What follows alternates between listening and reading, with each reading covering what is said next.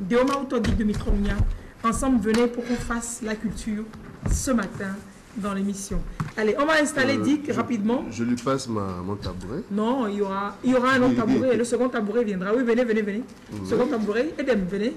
Super chouette. Merci. Dick, installez-vous là. Il préfère se mettre à mes côtés. Oui, donc la dame reste ici, moi je retourne là-bas. Non, Dick, venez. Maintenant, Dick, venez. Grâce à rester là. Dick, venez. Ah, comme ça là, oui, comme ça. Ah, d'accord, je comprends. Oui, aussi facilement. Ok. Bon, vous n'allez pas avoir la carte. Hein. Si c'est pour la carte que vous faites ça, c'est pas gagné. Hein. Parce que moi, je ne me laisse pas aussi facilement distraire. Je pense à mon avenir. Ça ressemble à... Je ne me laisse plus distraire. Cette pub-là. Bien sûr. Tu t'es laissé déjà distraire. Non, je ne me laisse pas distraire. Ça cadre bien avec la petite expérience du matin. Tonton vie. Ta femme est là. Ma femme, je vais... Bref, c'est quand on était jeune, c'est très longtemps. Tu ne peux pas quoi. Alors, nous parlons de Togoville Jazz Festival et d'un film, Rosla. Oui. Non. On a appelé Dick pour qu'il soit témoin de notre bonheur, de notre joie. Je ne veux pas être jalouse. Alors, réalisateur, aujourd'hui je reçois mon boss, hein, je vais dire, c'est mon coach. C'est quand même étrange, je vais dire. Il faut le massacrer, il faut le cuisiner, il faut lui poser toutes les questions. Hein. Et c'est aussi étrange que celui qui interviewent régulièrement, soit interviewé. Moi, c'est un exercice auquel je n'aime pas me prêter. Je n'aime pas. Pourquoi tu viendras. Pourquoi je dis ça devant tout le monde? Alors, c'est un coup d'essai pour Gracia Egom Ama. Et Soyo, comme la vie.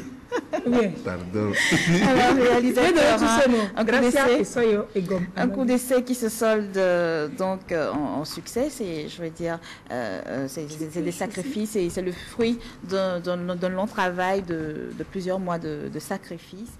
Un cinéma direct, hein, un moyen métrage que vous avez titré Rosla. Oui, c'est ça.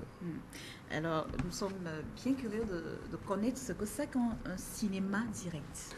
Le cinéma direct, c'est une forme de cinéma en documentaire qui permet aux réalisateurs de filmer comme les anthropologues le faisaient avant. C'est-à-dire que, non, on ne sait pas comment les anthropologues faisaient Les anthropologues, à l'époque, quand on a commencé l'anthropologie, sur le terrain, ils allaient pour observer et ils parlent d'une observation directe ou observation indirecte. Mais dans l'observation directe, l'anthropologue se mêle carrément à la société.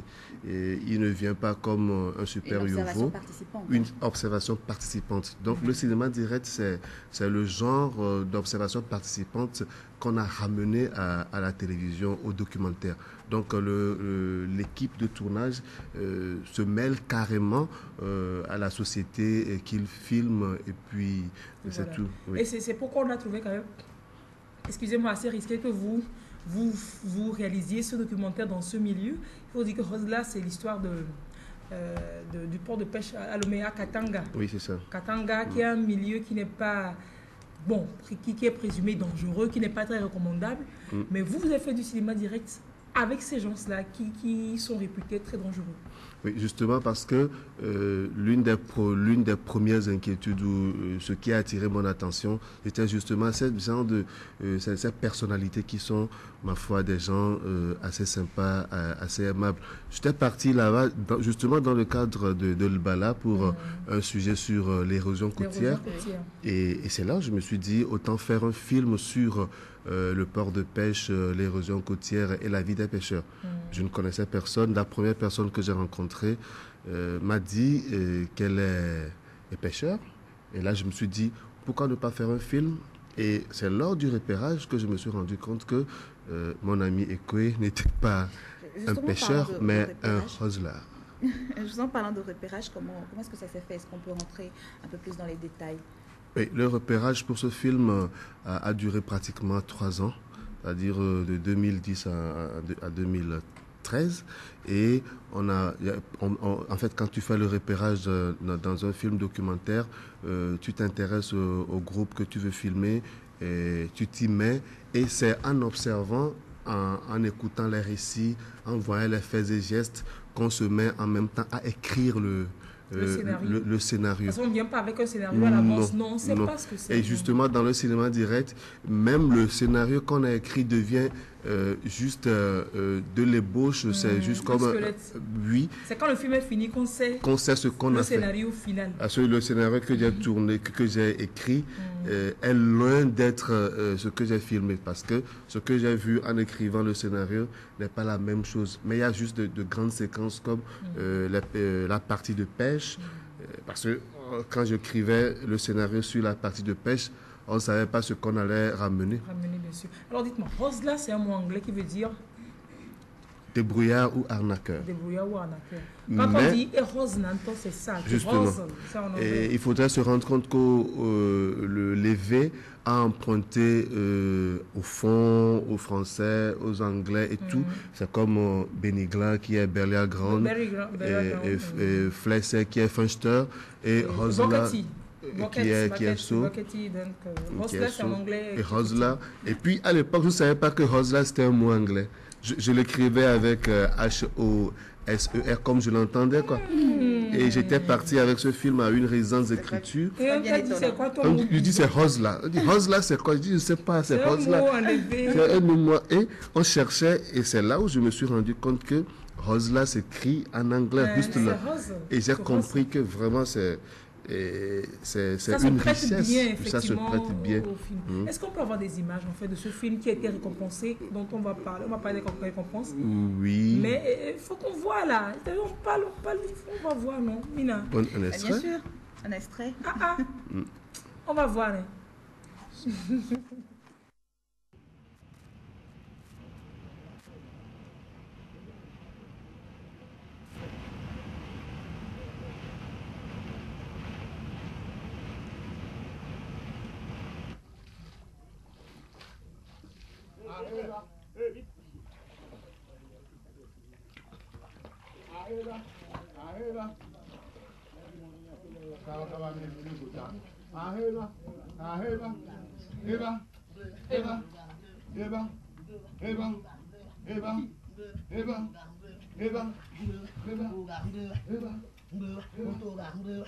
Mais comment tu es pareil? Va y venir, va te venir, va souvenir. Et ha ou ha. Et t'es dans le nez, la gueule, il faut une quoi, il y a un fois là, tu as pareil. Nous, quand on écoute, on tombe les soins, que ne pas ni les dieux de Manamania. Et Manamania. Et des fumées, mais nous boulons. Oh, faut qu'on va gagner fille, alors on ne peut pas aller avec le maman, venir quoi, quoi. Il y a quoi les filles? Ibrahim, Yom, Tokwa, mais appareil à l'émotion. Nous mettons ça coco. Va être tout le keva. Mais appareil que nous sommes les célébres. Mais ma soeur, nous ne sommes pas là. Mais quand nous ne sommes pas là, on va baisser les yeux. Les Kembijidoa, les 100, mais les Léo et Mia, les 100 000 ans, et il y a ce quelqu'un qui m'a tout. Ma soeur, pour le moins qu'un bon, ma c'est un bon. Le verre de chambois, ma c'est nous me gueule. Nous devons nous quoi, Alors c'est en fait ça le cinéma de l'époque. C'est pas une mise en scène. Hein. Non, c'est c'était pas pas dire prévu que c'était dans pas le du tout scénario prévu. au début. C'était pas du tout arrivé prévu. pour filmer et puis il y avait un conflit parce qu'un téléphone portable est perdu et ça rentrait bien dans la logique. Et c'était comme une autre partie du film où le jour-là on a appris qu'on enterrait un Rosler, quelqu'un du quartier. Un autre Français qui était mort. Oui, et on est parti, on a filmé. C'est ça le cinéma direct en fait. Donc c'est à la plage, hein? C'est à la côte, sur la côte oui, qui sont là. Oui, ils vivent en communauté comme ça, c'est des pêcheurs. En fait, quelle est la trame? Ça raconte quelle histoire? En fait, ça raconte la vie des hustlers en général et en particulier d'un groupe de 4 mecs du ghetto number 1. C'est des gens qui sont à la limite de la légalité et qui sont toujours prêts à faire des petits métiers pour sortir de leur quotidien. Ils ont leur code d'honneur et ils ont un grand respect d'autrui et puis espèrent un jour sortir de leur misère malgré le fait qu'ils n'ont pas vraiment les moyens pour vivre et ils vivent dans une grande précarité. Alors, Rapidement, on va quand même parler de ces prix que vous aviez eus. Ce film, d'octobre 2014 à mars 2015, ce film a participé à près d'une dizaine de festivals à l'étranger. Oui. Et en octobre 2014, c'était en Nouvelle-Calédonie, au Festival des Peuples. C'était ce trophée. tu le comprends, quoi? Le prix du grand public. Le prix du public.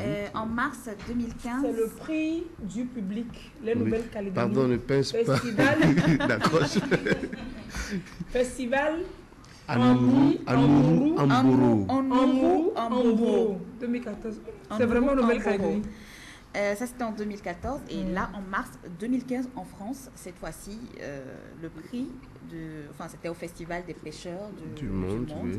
Et c'est le prix du jury, du jeune jury. Je sais ça. Parce que c'est là la pêche, c'est un film qui a trait à la pêche. Oui, c'est un film destiné juste au monde des pêcheurs. Parce que le trophée a des petits poissons. C'est une sirène avec des poissons, mais super. Des festivals en Nouvelle-Calédonie, en France, une date pour une projection. Dites-nous, il faut qu'on voit le film là. C'est pas l'extrait qu'on va voir, il faut qu'on voit. C'est intéressant. Une date, on la communiquera. Il faut reconnaître que ça, on l'a déjà diffusé 2 fois au Togo, à 2 festivals, à l'Institut Goethe et puis à Blita. Et puis ça va être diffusé tôt ou tard. Mais ce qu'il faudra aussi reconnaître, c'est... Le centre Arema peut accueillir... Oui, il voulait préciser quelque chose. Le film Les Hustlers fut le premier film noir à un festival qu'on appelle Vision du Réel, qui fait pratiquement 40-50 ans d'existence en Suisse. En Suisse. Oui. Donc vous étiez le premier film noir. Le premier film d'un réalisateur noir. À avoir participé à ce festival. Il n'y a jamais eu de réalisateur. Donc si vous dites ça, c'est pour que je vous fasse bisous. S'il dit ça, c'est pour qu'on lui fasse bisous. J'ai fait ça pour que tout le monde voit la position de nos bouches. Pourquoi on voit la position? Maintenant, dites-nous. Dick, ça vous intéresse pas programmer pour nous, négocier avec les producteurs pour programmer Hustler pour qu'on puisse venir voir, c'est important. Vu que nous sommes à l'approche des vacances, nos programmes changent actuellement et nous allons avoir des projections de films chaque semaine. Et donc on peut débuter ce programme avec Hustler. Pendant que vous avez la parole, Dick, est-ce qu'on peut rapidement parler du festival de jazz? Oui, parce qu'on ne connaît pas, on ne sait pas quand il va programmer Hustler, mais on sait quand on commence le Togoville Jazz Festival qui commence, ça s'annonce pour le 16. Du 16 au 23 juin, donc... Oui, Togoville Jazz commence le 16 mardi et pour finir l'autre mardi, le 23. Déjà, à partir de mardi jusqu'à samedi, le 20, nous avons des formations, des ateliers de communication qui seront là. Et notez surtout que la journée du jeudi est très importante parce que c'est la journée du Butodra où le Butodra vient de donner des communications sur le droit des artistes, interpréteurs et compositeurs. Et à partir de midi, nous faisons une foire où tous les artistes et musiciens qui participent au festival seront enregistrés aux frais du festival. Donc, une occasion pour ceux-là qui ne sont pas enregistrés de le faire. Normes, parce que avec ce festival, nous voulons vraiment impacter sur la filière musique au Togo. Et le mardi, il y a déjà une communication qui nous parlera de l'histoire du jazz et de ses perspectives. Donc du mardi, mercredi. Et le samedi, voilà, le samedi, j'ai appris en coulisses que c'était un concert, vous préparez un concert avec scène flottante sur le lac. Sur le lac. D'où le nom même du Togoville Jazz Festival. On en reparlera samedi, mais l'information s'est juste passée pour dire que ce mardi commence ce festival de jazz. Ce sera à l'espace culturel Arema sur la route d'Arrivée Gomé. Et jeudi, une communication pour les artistes sur les droits d'auteur. Justement, on a une artiste montante, voilà, une jeune artiste togolaise qui a besoin d'avoir toutes ces informations. On va inviter Baby Rose au plateau. Elle est à Cara, elle a sorti un album depuis 2012. Et venez Baby Rose, elle prépare les clips, elle a fait les clips de son album. Installez-vous là, à la chaise. Les clips vont passer... À côté du père. Oui, c'est ça, c'est ça. À côté du père. Il faudra que vous restiez à Lomé pour suivre cette formation sur le droit d'auteur. qui est programmé sur le festival Togoville Jazz. Festival. Comment vous avez Oui, Je vais bien. une formation le samedi sur le management des artistes. Des Hein. artistes, tout ça. Vous avez besoin de toutes ces informations. Dites-nous. Mina. Oui, Baby Rose, vous avez déjà tout dit, Lise. Alors, Baby Rose, elle est de passage donc, à Lomé, elle vient tout droit de Cara. Après un bref passage dans une chorale, elle décide de se lancer et elle sort en 2012 un album, Pourquoi pleures-tu? Oui. Fala, c'est un extrait, enfin c'est un titre qui se trouve sur cet album-là. Nous allons le suivre. Fala pour donc accompagner les luttes traditionnelles en pays kabye. C'est du Cameroun alors? Non, Fala, c'est...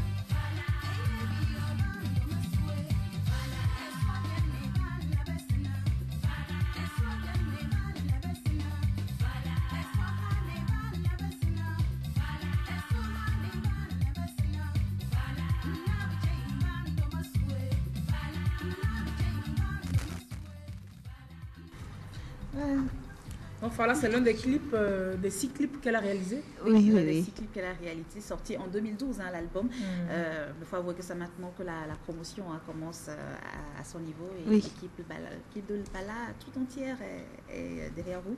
Alors, vous allez peut-être placer un mot. Quand est-ce qu'on vous verra peut-être sur les scènes togolaises? Est-ce qu'on peut déjà avoir tous les clips sur les chaînes de télé? Oui, oui, tout est prêt. Tout est prêt, c'est lancé déjà? Non, c'est avec vous que je...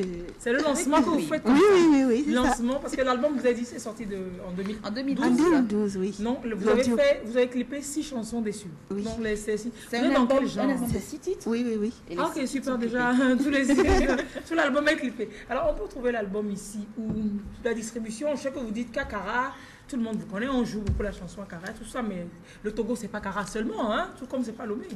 Oui. Donc, l'album, on trouvera ça ici, à Lomé. Oui, mais je vous demande de me choisir une bonne place pour moi, parce que je le connais mieux. Oui, c'est normal. Ouais, vous avez vraiment besoin de participer au festival de DIC pour avoir toutes les informations sur le management, les droits d'auteur. Vous allez vous trouver un distributeur ici pour pouvoir avoir l'album de Baby Rose. Mais sinon, à Cara, où est-ce qu'on a l'album? Et en face de Château, il y a un Indien qui vend... Des disques? Oui, mais c'est l'audio. Parce que pour le moment, le clip n'est pas encore, oui. Il n'est pas encore dupliqué. Et ça se vend bien à Cara? Oui, très bien. Bah oui, c'est une artiste très reconnue à Cara. Mais dans quel genre? Dans quel genre vous évoluez? On a vu le soul là maintenant. C'est vous qui allez choisir. Dans tout genre. Elle est pas dans tout genre. Mais qu'est-ce que vous chantez souvent? À part le soul, quel autre genre on retrouve sur l'album? Quel genre de musique? Il y a de la salsa, des R&B. Ah oui. Il y a aussi le soukous. Comme, disons... accroché, hein. Oui, j'écoute sur toi la gauche. Salsa, sur tous les rythmes sont déçus. Hein. Oui. Est-ce qu'on a un autre clip qu'on peut encore découvrir? Daniel, si vous permettez, on découvre un autre titre rapidement et dire que vous reconnaîtrez à partir d'aujourd'hui donc ces clips de Baby Rose sur les télévisions et puis les sons sur les radios également. Sachez que c'est une vraie Togolaise. Qui habite à Cara. Et donc, il y a besoin de votre soutien. Voilà, tout à fait. Pendant que Daniel cherche le clip, Dick, je suis... Oui, c'est comme ça qu'il s'appelle en fait. Voilà. Alors, Dick, est-ce que les entrées au spectacle et tout, est-ce que c'est subordonné par un ticket d'entrée ou bien de est-ce sortie? qu'il est gratuit Non, vous vous habillez correctement puisque c'est du jazz. Et donc, vous vous habillez correctement et l'entrée... que ce soit au Goethe Institut le vendredi, au centre Arema ou au Lodge le samedi, tout est gratuit. Au loge, là, c'est à Togoville, ça. Ça, c'est à Agbotrafo. À Bodrafo. Maintenant, comment est-ce que vous voulez que je fasse le balade dimanche matin si je vais faire un concert C'est à partir de 13 sur heures. podium flottant? À Toute partir de 13 l'équipe heures, donc. débarque à Agbotrafo à 13h pour faire un peu de pique-nique et tout. Et à partir de 18h, le concert commence. Donc, on Oh, sera, c'est on Baby sera Ruth, ça. présent. Non, c'était dit qu'entre-temps. Mais, C'est vrai que c'est comme Elle a capella, Baby Rose. Oui, un acapella. Non, pardon. Non, Pause. mais pourquoi? Pardon. Mais de toute façon, non, il bien est avant la là. capella, un podium flottant, mal de mer, quoi. Ils ont essayé avec Aphrodite, c'était super bien. Oui, mais là, c'est vraiment flottant. Hein. Le podium est sur l'eau. Avant, c'était un peu sur la Un peu berge. sur la berge. Mais là, c'est vraiment sur l'eau. Samedi. Ça peut tanguer, quoi. Indiquez-nous, c'est où là? À Bodrafo. À Bodrafo, c'est pas grand, donc. Bon, quand on va faire un podium flottant à Bodrafo, on ne peut pas se perdre. C'est vrai, il ne Donc, faut pas se perdre. actuellement, il y a un super hôtel pour nous faire au lodge. Vous avez des toboggans et tout. Bien sûr. Bonjour à M. Philippe qui accepte d'accompagner Bon, mais si vous avez fait la publicité, c'est pas grave, continuez. ce festival. Non, parce que réaliser un podium flottant.